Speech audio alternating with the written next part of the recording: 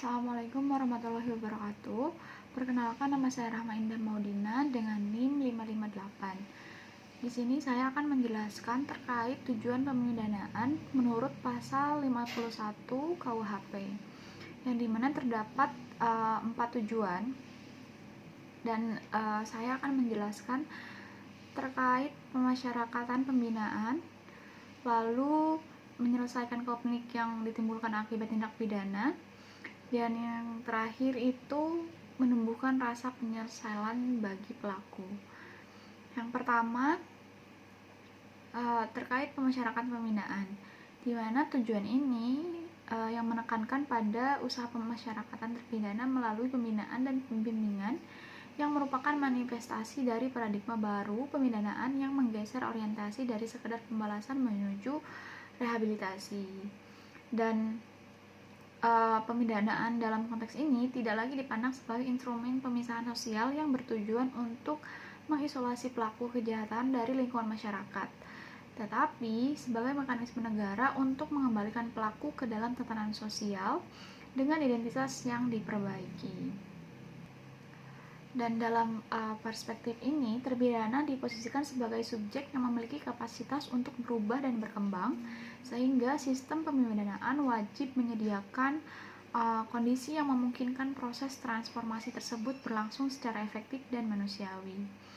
Dan upaya ini juga dilakukan untuk melalui serangkaian proses pemidanaan yang terstruktur dan berkesinambungan, serta berorientasi pada pemulihan fungsi, yaitu fungsi sosial individu.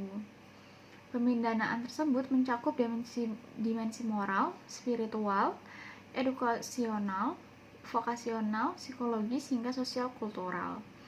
Dan pada ranah moral dan spiritual ini, lembaga pemasyarakatan berperan menanamkan nilai-nilai etika, tanggung jawab, kedisiplinan, serta kesadaran akan konsekuensi sosial dari setiap perbuatan yang dilakukan. Dan nilai-nilai tersebut juga diharapkan mampu membentuk pola pikir yang baru untuk mendorong terpidana agar meninggalkan pola perilaku yang menyimpang dan menginternalisasi norma-norma hukum sebagai pedoman dalam kehidupan bermasyarakat. Dan pada akhirnya, tujuan memasyarakatkan terpidana melalui pembinaan dan pembimbingan merupakan wujud realisasi dari prinsip pemidanaan humanis. Dan prinsip ini juga berangkat dari keyakinan bahwa setiap individu, sekalipun yang telah melakukan pelanggaran hukum, tetap memiliki martabat dan hak untuk memperoleh kesempatan memperbaiki diri. Dan pemidanaan ini juga tidak boleh hanya berfungsi menghukum, tetapi juga harus memberikan harapan arah dan peluang bagi terpidana untuk menjadi bagian dari masyarakat yang produktif dan bertanggung jawab. Dengan demikian, keberhasilan pemidanaan tidak semata-mata diukur dari terlaksananya hukuman, tetapi juga dari kemampuan negara mengembalikan seseorang dari posisi sebagai pelaku kejahatan menuju posisi sebagai anggota masyarakat yang berdaya dan berintegritas. Lalu tujuan pemidanaan selanjutnya mengenai penyelesaian konflik yang ditimbulkan akibat dari tindak pidana itu sendiri. Salah satu tujuan fundamental pemidanaan pada pasal 51 KUHP ini untuk berpijak pada pemahaman bahwa tindak pidana pada hakikatnya bukan semata-mata pelanggaran terhadap norma hukum yang dikeluarkan oleh negara, tetapi merupakan gangguan terhadap ketertiban sosial yang memunculkan konflik antara pelaku, korban, dan masyarakat.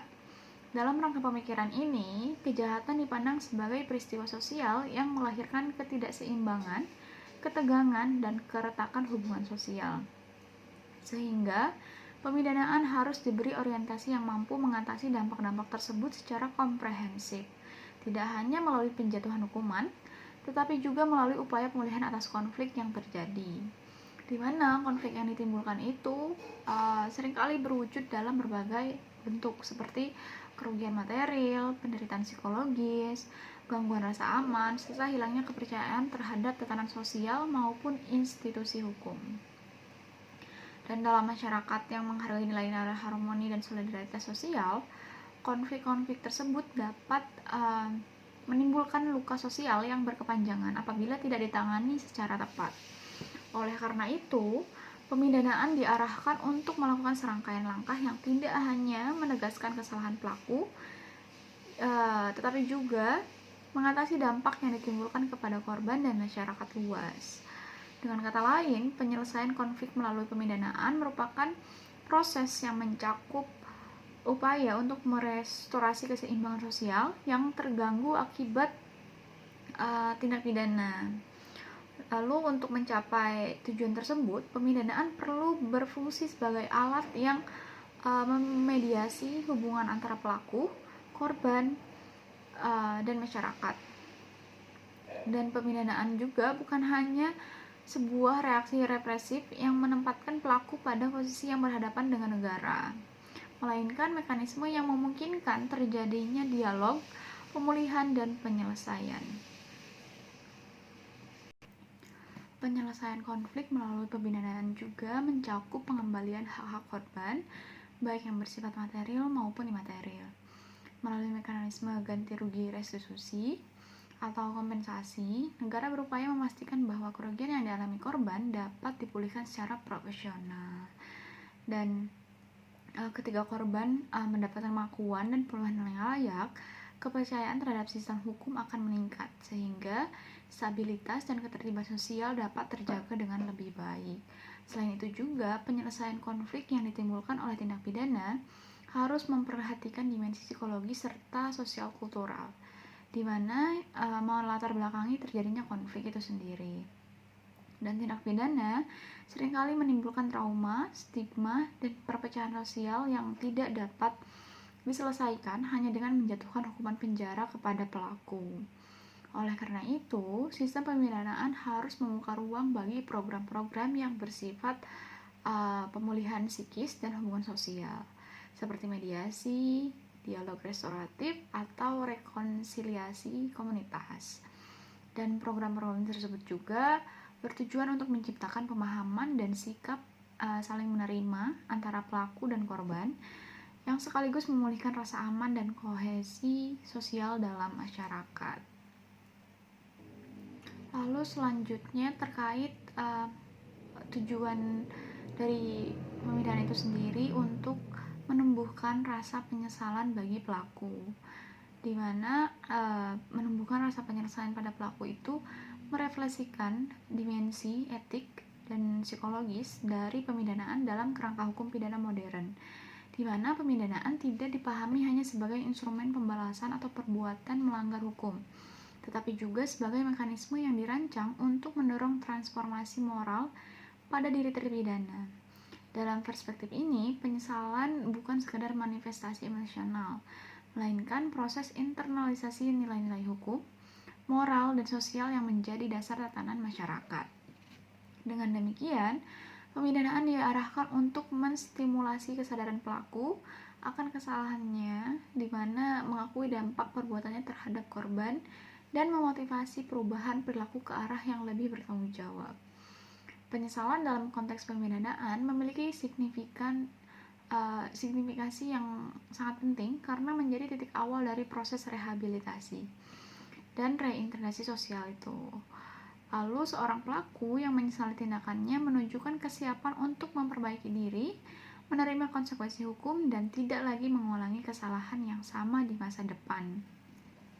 Dan rasa penyesalan tersebut mencerminkan pemahaman mendalam bahwa tindak pidana tidak hanya melanggar aturan hukum, tetapi juga merusak hubungan sosial, mengganggu ketertiban umum, serta menimbulkan penderitaan bagi korban dan masyarakat.